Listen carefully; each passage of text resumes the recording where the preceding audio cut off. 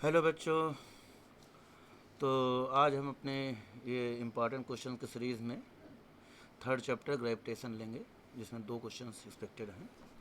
पहले भी हम इसके बारे में बता चुके हैं और आपका यूनिट्स एंड मेजरमेंट हो चुका है, वेव ऑप्टिक्स हो चुका है। ग्रेविटेशन के 2 क्वेश्चन आपको मिलने हैं, तो इनकी चर्चा आज हम करेंगे। ग्रेविटेशन मेनली बेटा 2 चैप्टर से मिलकर बना हुआ है, मोशन ऑफ प्लैनेट्स और मोशन ऑफ सैटेलाइट्स। तो एक क्वेश्चन आता है मोशन ऑफ सैटेलाइट्स पर और एक और क्वेश्चन आता है मोशन ऑफ प्लैनेट्स पर। मोशन ऑफ प्लैनेट्स में आपका Kepler's laws of planetary motion है, यूनिवर्सल ग्रेविटेशनल लॉ है, इन पे आएगा, या तो मैक्सिमम हाइट पे कभी कभी आता है। और सैटेलाइट्स में आपका एस्केप वेलोसिटी है, एस्केप एनर्जी है, ऑर्बिटल वेलोसिटी है, टाइम पीरियड ऑफ रिवॉल्यूशन है, इन सब पे आता है। तो चलिए शुरू करते हैं। तो देखिए पहला क्वेश्चन आ रहा है आपका, the kinetic energies of planet in an elliptical orbit about the sun at positions A, B, C are Ka, Kb and Kc respectively. AC is the major axis and SB is the perpendicular to AC at the position of the sun as shown in the figure. Then Ka, Kb, Kc में relation निकालना है। तो जैसा आप जानते हैं बेटा, A जो है आपका नियरेस्ट पोजीशन है और C फारदेस्ट पोजीशन है। तो नियरेस्ट पोजीशन में वेलोसिटी इसकी मैक्सिमम होगी, तो काइनेटिक एनर्जी मैक्सिमम होगी। लॉज ऑफ इलिप्टिकल ऑर्बिट आपको पता है, क्या पता है कि एंगुलर मोमेंटम रिमेंस कंजर्व। तो ए आपका पास है तो डिस्टेंस कम हो गई तो वेलोसिटी ज़्यादा होगी। एंगुलर मोमेंटम क्या होता है? एंगुलर मोमेंटम होता है एम बी आर, और एम बी आर क्या होता है? कांस्टेंट। अब ए वाला पॉइंट सबसे पास है तो यहाँ वेलोसिटी सबसे ज़्यादा होगी, B proportional to 1/r। R is least at A, hence velocity is maximum at A। तो वेलोसिटी मैक्सिमम है तो kinetic energy is maximum at A. इसी तरह से सी फारदेस्ट है तो kinetic energy at C minimum होगा। तो ऑर्डर हो गया आपका के ए बड़ा है के बी बड़ा है के सी से। तो ऑर्डर क्या हो जाएगा? के ए बड़ा है के बी बड़ा है के सी। तो ऑप्शन हो जाएगा आपका सेकंड। इसमें कोई खास बात नहीं थी, कंजर्वेशन ऑफ एंगुलर मोमेंटम पे बेस्ड बेटा ये। केपलर सेकंड लॉ क्या है? Based on conservation of angular momentum. जो डिस्टेंस कम होगी तो वेलोसिटी ज़्यादा होगी, जब डिस्टेंस ज़्यादा होगी तो वेलोसिटी कम होगी। Next, the time period of geostatic satellite is 24 hour at height 6 RE।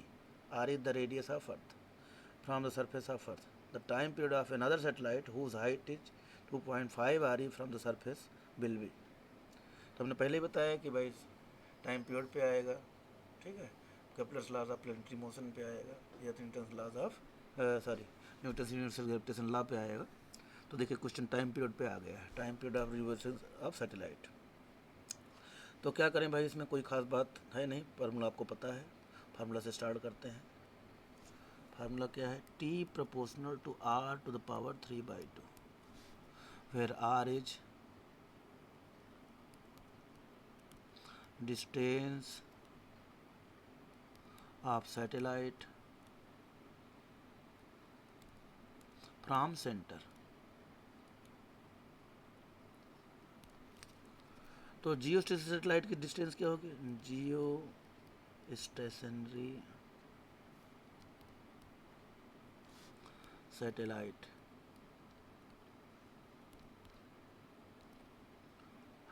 ठीक हैज रेडियस, ये हो जाएगा आपका 6 RE plus RE।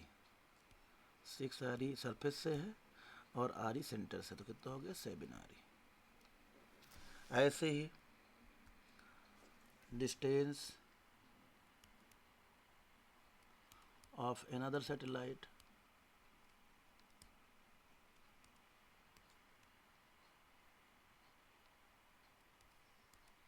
From centre of earth equal to R E plus 2.5 R E, कितना हो गया 3.5 आर ई। तो बेटा आप देख पा रहे हो कि जो आपका टाइम पीरियड होता है proportional to R to the power 3/2 होता है। ठीक, तो अनदर प्लैनेट का निकालना है तो क्या आएगा T2/T1। T1 क्या है, जियोस्फीयर वाला है, ये क्या आ जाएगा R2/R1 का पावर 3/2। R1 R2 हम निकाल चुके हैं, R2 है 3.5 RE और R1 है आपका 7 RE और पावर है आपका 3/2। आगे बढ़ते हैं, ये कैंसिल हो जाएगा, 3.5 और 7 ये 2 आ जाएगा बेटा, तो हाफ का पावर 3/2 आ गया। तो आप देख पा रहे हैं कि T2/T1 क्या देख पा रहे हैं कि T2/T1 इक्वल टू आपका आ गया 1/2 टू द पावर 3/2, पावर 3/2। ये आपका हो जाएगा 1/2 का पावर 3/2, ये हो जाएगा 1 हाफ पावर मतलब √2, तो √2 का पावर 3, तो हो जाएगा 1/2 √2, 3 बार कर दिया √2 इंटू √2 इंटू √2, ये आ चुका है। ठीक है, अब T1 कितना है बेटा 24 आवर, तो T2 कितना हो गया T1/2 √2, T1 कितना है 24/2 √2, तो ये हो गया आपका 6 √2 R। ठीक है, तो कितना आ गया इसका 6 √2, इसका मतलब क्या हो गया, देखिए ऑप्शन कौन सा है, फर्स्ट, तो ऑप्शन फर्स्ट करेक्ट है। नेक्स्ट क्वेश्चन पे चलते हैं भाई। The work done to raise a mass m from the surface of earth to a height h which is equal to the radius of the earth। तो जब हम किसी body को ऊपर ले जाएंगे तो चेंज इन पोटेंशियल एनर्जी होगा और change in potential energy he work done होगा। तो हमें पता है कि गेन इन पोटेंशियल एनर्जी होता है, अगर एच हाइट पे ले जाते हैं, एच हाइट पे ले जाएंगे तो गेन इन पोटेंशियल एनर्जी कितना होता है ΔU, यही वर्क डन होगा, कितना हो गया mgh/1 plus h/RE।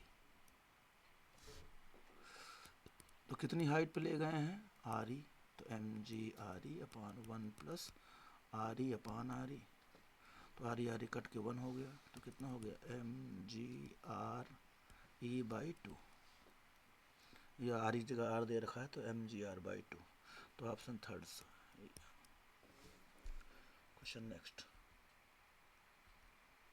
Question number 4।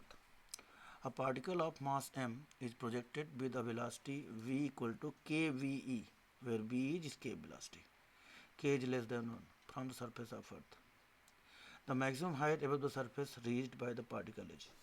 तो मैक्सिमम हाइट का एक फार्मूला बेटा रट रखा होगा आपने, मैक्सिमम वेलोसिटी का फार्मूला होता है, मैक्सिमम हाइट का फार्मूला होता है h max equal to v² RE/2GRE minus v², जहाँ v प्रोजेक्शन वेलोसिटी है। ठीक, तो v कितना है, प्रोजेक्शन वेलोसिटी कितनी है kve, v कितना होता है बेटा √2GRE, तो इसका स्क्वायर हो गया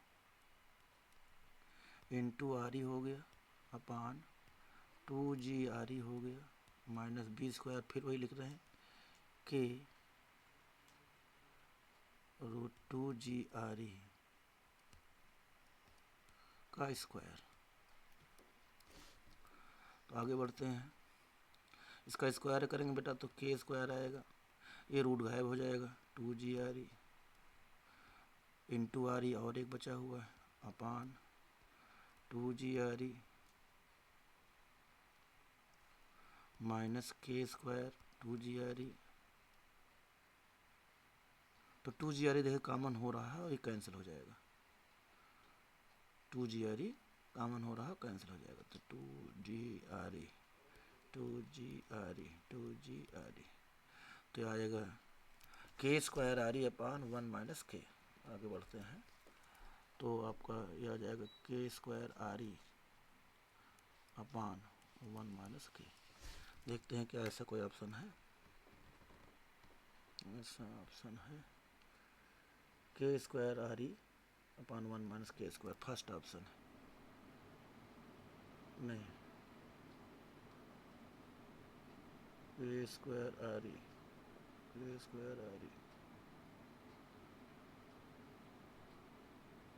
चेक कर लेते हैं। इससे पहला ऑप्शन मेरा गड़बड़ है तो पहला ये होगा ही।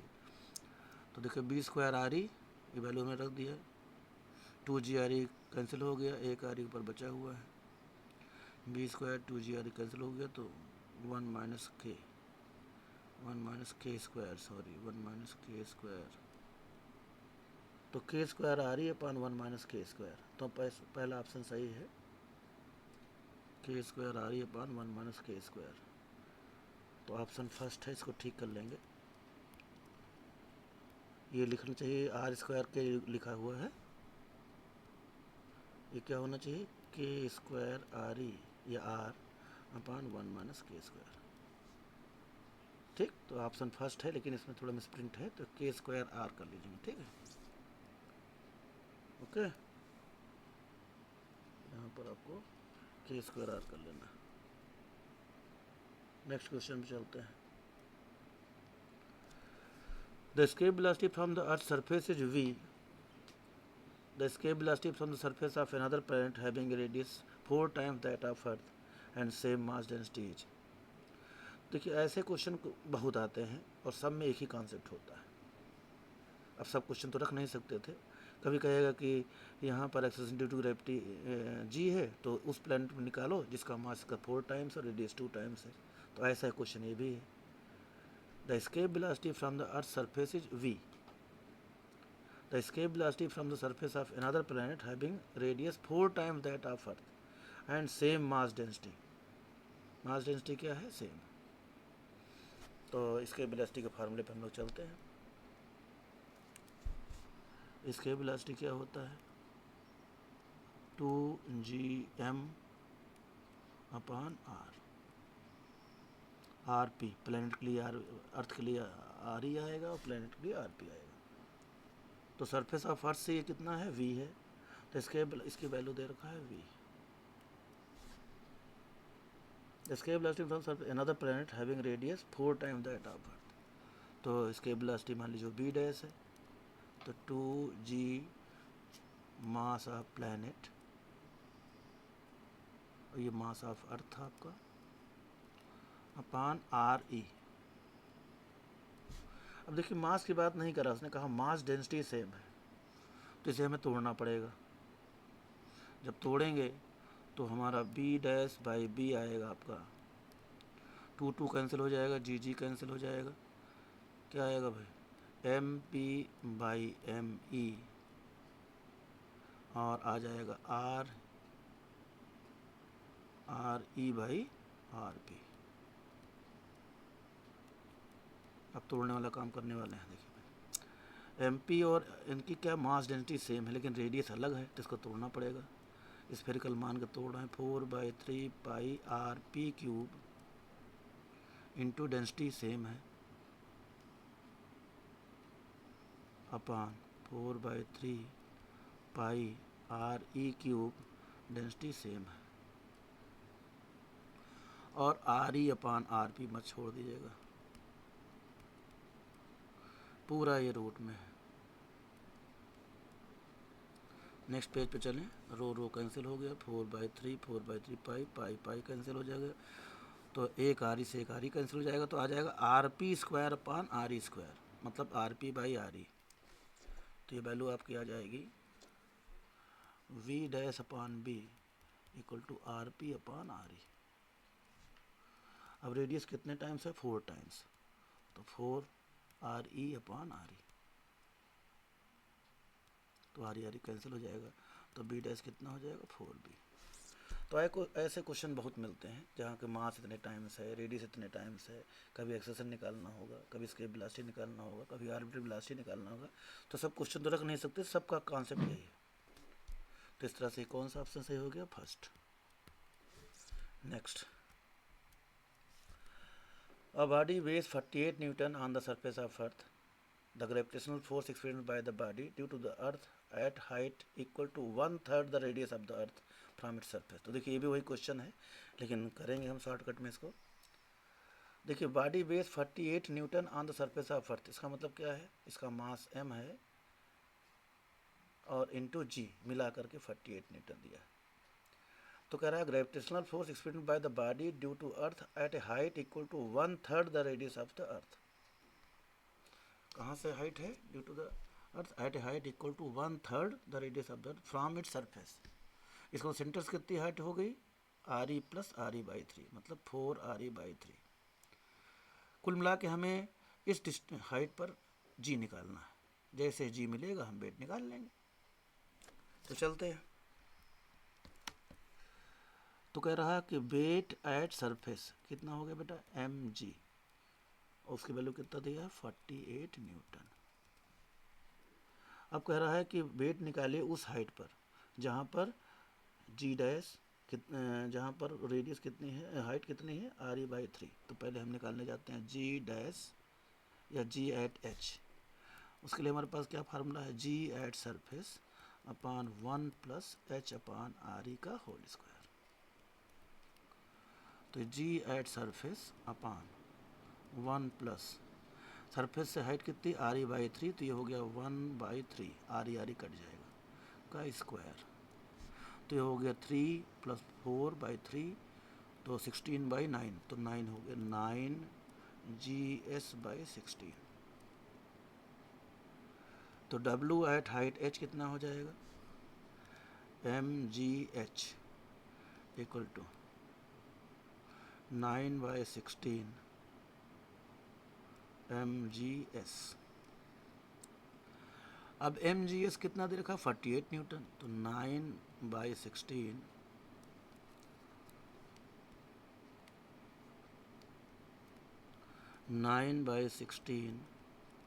इंटू mgs, मतलब ये सरफेस पर वेट इंटू 48, तो ये हो गया 27 न्यूटन। तो ऑप्शन है fourth. Next question, assuming that earth is a sphere of radius r with uniform density, the distance from its center at which the acceleration due to gravity is equal to g/3। g is the acceleration due to gravity on the surface of earth। तो जितना surface पर उसका 1/3 रह जाए उस height की कल्पना करना है। क्या कह रहा है? अर्थ को स्फीयर मान लीजिए, उसकी रेडियस r है, उसकी डेंसिटी यूनिफॉर्म है। The distance from its centre at which the acceleration due to gravity is equal to g/3। तो चलते हैं भाई। तो किसकी बात कर रहा है ये? सेंटर से वो डिस्टेंस निकालिए जहाँ पर कितना रह जाए? g/3। तो देखिए ऊपर जाने पर भी घटता है, ठीक है, और नीचे जाने पर भी घटता है। तो इसमें ये बात इसने क्लियर नहीं करी है, ठीक। तो आंसर हिसाब से हम लोग सेट कर लेंगे। पहले अब करते हैं, अब अपवर्ड का लगाते हैं, मतलब above the surface of earth.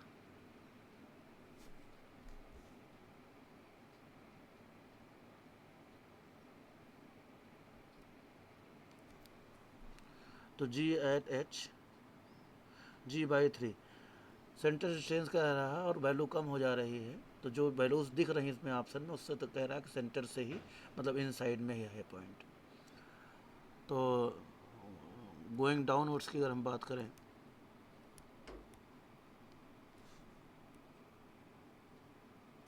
तो g जो होता है आपका g डैश होता है g into 1 minus h upon RE।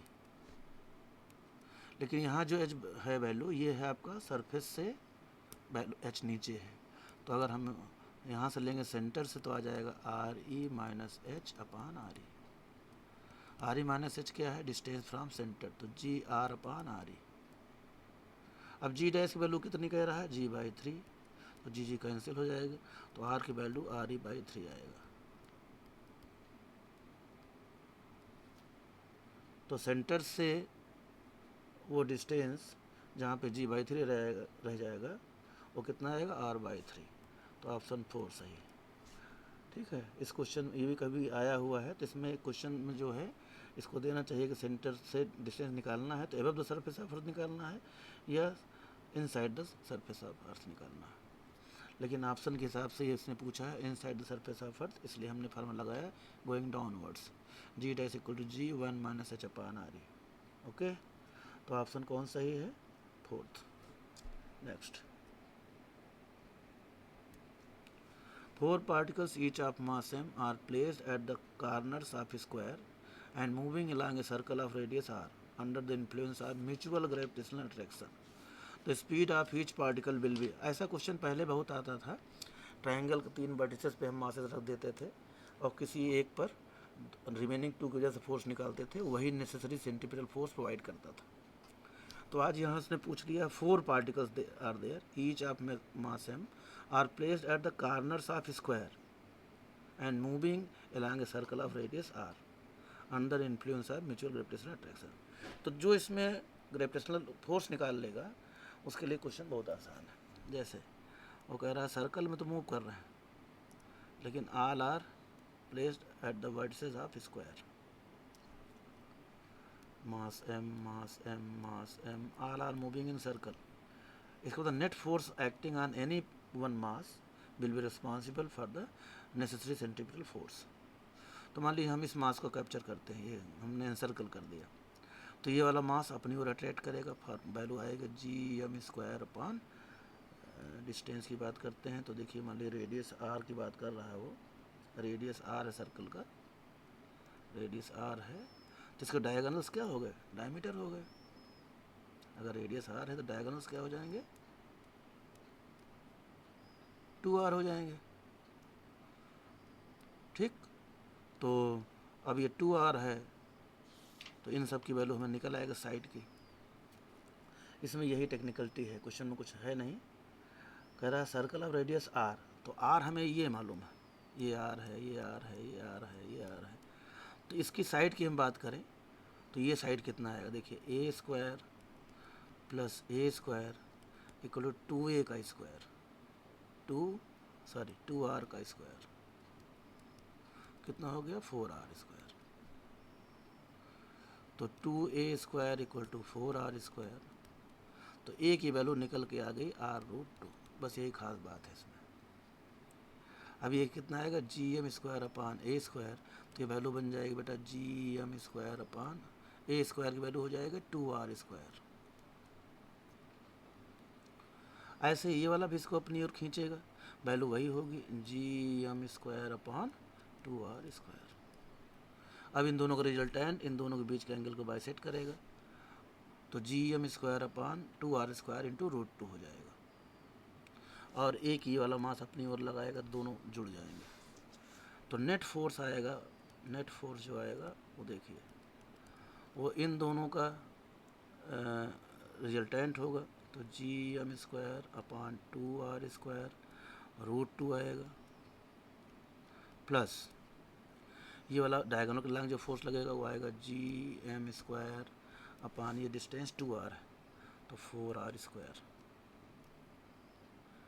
अब यही टोटल फोर्स क्या देगा? नेसेसरी सेंट्रीपिटल फोर्स देगा। यही ग्रेविटेशनल फोर्स क्या देगा? नेसेसरी सेंट्रीपिटल फोर्स देगा।